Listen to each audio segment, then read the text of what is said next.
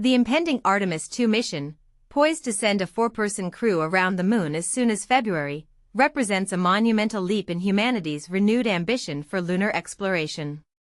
However, beneath the surface of this historic endeavor, a critical undercurrent of concern regarding the spacecraft's heat shield has emerged, casting a shadow of apprehension over an otherwise triumphant return to deep space. This analysis will delve into the profound implications of these safety questions, examining the technical challenges, historical precedents, broader contextual factors, and the complex calculus of risk that defines human spaceflight. At the heart of the current apprehension lies the Orion spacecraft's heat shield, a component absolutely fundamental to the crew's survival during the harrowing re-entry phase into Earth's atmosphere.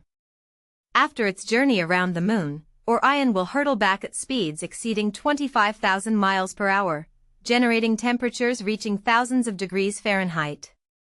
The heat shield is designed to ablate, or burn away in a controlled manner, dissipating this immense thermal energy and protecting the crew capsule. Some experts raising flags are likely drawing on data and observations from the uncrewed Artemis I mission, which successfully completed its lunar flyby and Earth return in late 2022. While Artemis I was declared a success, the post-flight inspection of Orion's heat shield likely revealed anomalies or deviations from expected performance or integrity, prompting further scrutiny.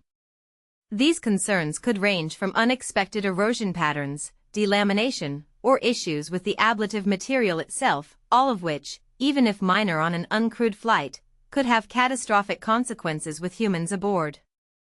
The margin for error in deep space re-entry is notoriously thin, making any identified heat shield issue a top-tier safety priority.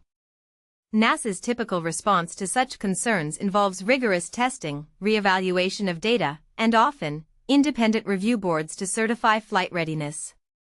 The tension here lies between the immense programmatic pressure to meet launch windows and the absolute imperative of crew safety. To fully appreciate the gravity of these heat shield concerns, a look back at the history of human spaceflight offers vital perspective. The Apollo program, humanity's first successful lunar endeavor, relied on a robust but simpler ablative heat shield design for its command modules. While Apollo missions were triumphs of engineering, they were not without their own, sometimes tragic, lessons.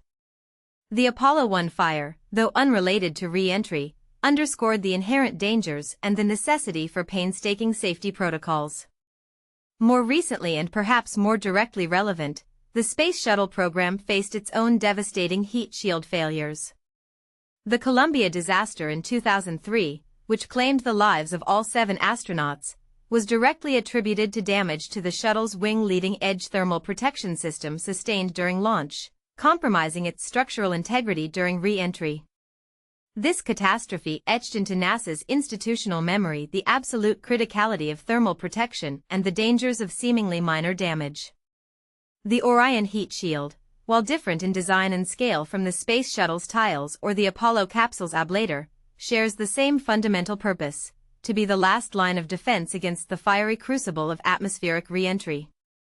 The engineering heritage of Orion itself, evolving from the cancelled Constellation program, has been a long and arduous path, marked by design iterations, budget fluctuations, and the constant challenge of building a deep space vehicle capable of carrying humans further than ever before. The current situation must also be placed within a broader contemporary context.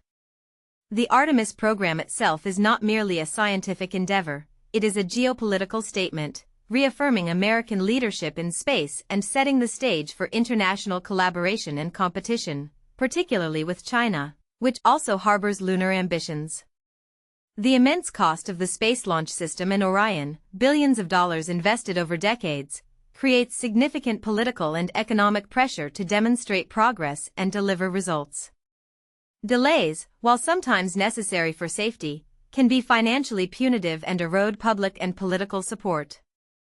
Public perception and trust are also paramount. Following decades of space shuttle flights and the dramatic shift towards commercial crew missions, the general public has become accustomed to what might be perceived as a relatively routine access to low Earth orbit.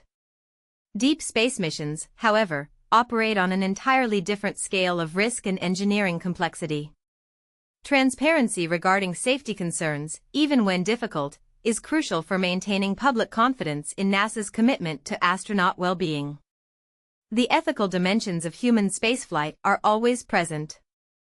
Astronauts are highly trained professionals who understand and accept the inherent risks, but the onus remains on the agencies that send them to mitigate those risks to the absolute greatest extent possible.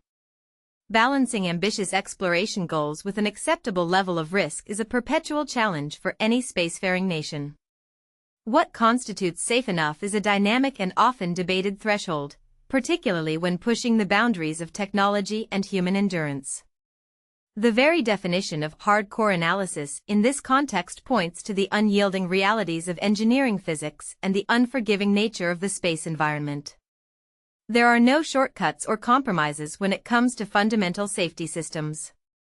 In conclusion, the concerns surrounding the Artemis II heat shield are not merely technical footnotes. They represent a critical juncture for the entire Artemis program and humanity's return to the Moon.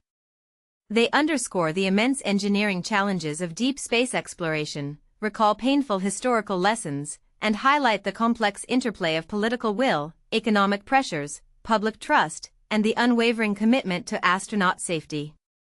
As the launch window approaches, the dialogue between some experts and NASA's program leadership will undoubtedly intensify, with the ultimate decision resting on an exhaustive and transparent assessment of risk.